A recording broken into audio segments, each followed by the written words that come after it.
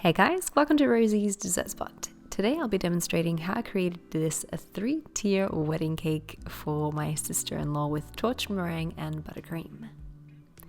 This was a white chocolate mud with raspberries baked through it, so a white chocolate and raspberry mud cake.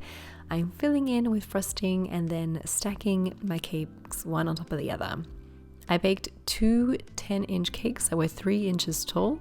Cut them in half so I have 4 layers of cake in total. You'll want to create a crumb coat for this tier and the other 2 tiers. I have an 8-inch and a 6-inch waiting right after this one. You want to create a nice crumb coat to trap in those crumbs. Considering it's going to be finished with white buttercream, you want to make sure that this layer is nice and thick so that you can't see through to the crumb coat layer. Smooth it out, bring the lip of frosting to the middle, and then refrigerate for 20 minutes.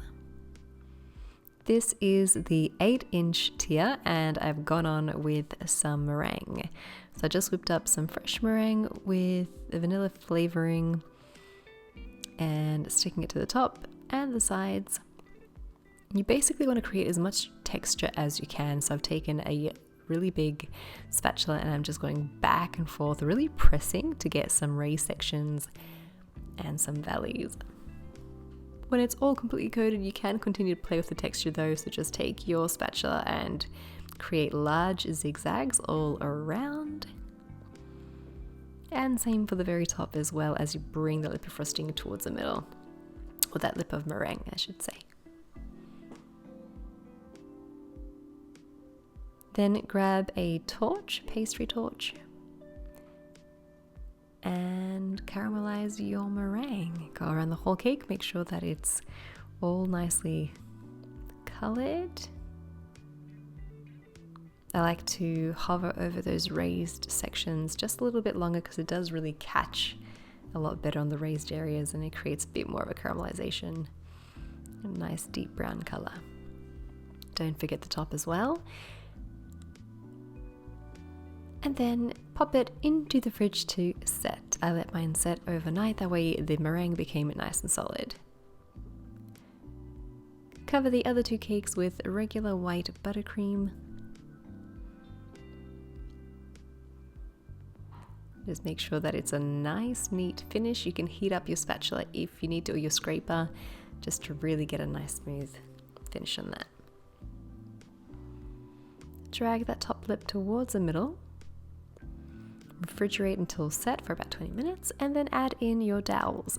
For the bottom tier, I've added in wooden dowels because it is going to be supporting a whole bunch of weight. What I like to do is put a straw in first, cut the straw flush with the top of the cake, and then measure it up to the dowel. I cut a little indent with a knife just where the straw ends, that way I know where to cut with the pipe cutting tool. You can find this at your local hardware store. Create little indents in your cake with a straw just so you know whereabouts you're going to be sticking your dowels in. To make it easier, I also put a straw in, then I take it out and it's already created a nice groove for our dowels to feed through. It also removes a little bit of cake because the straw is hollow, so again, just makes it a lot easier. And then release your 8-inch cake from that temporary cake board. There is an 8-inch cake board underneath my 8-inch cake. Use 2 spatulas to very carefully transfer the 8-inch onto the 10 and then add in bubble tea straws to support the weight of the 6-inch. Because the 6-inch isn't as heavy, I was pretty happy just using plastic straws for this. If you wanted to keep it consistent, you can totally use wooden dowels here as well.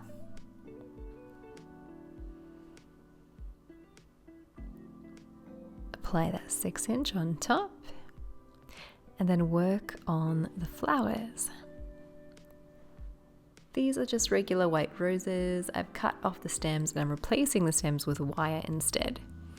This was really thick wire. I just used it to puncture a hole from one side to the other, and then I fed through a thinner wire that was easier to cut and play around with. Fold it over, give it a twist, and then continue with all your other roses. This is little baby's breath that I've included here as well.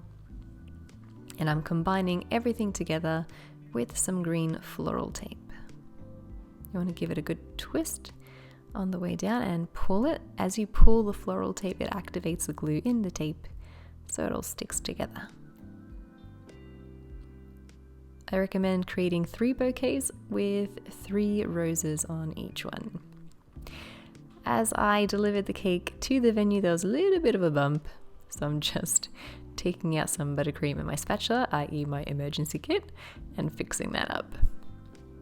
To apply the flowers into the cake, I actually like to feed them through a straw first. I'll cut the straw just under where the wire ends and then feed it through the cake this way. That way none of the wires or the tape or the flower stems come into contact with the edible part of the cake. I alternated, one on the right, left, and then at the base I added it back onto the right. And that's it. That is how you make a really simple 3-tier wedding cake with a meringue torched middle tier. I think this cake looks really good with flowers. I'd highly recommend adding flowers in this one. And yeah, that's it. If you recreate it, #Rosie's Dessert Spot so I can check it out. Thanks for watching. Feel free to subscribe and we'll catch you in the next one.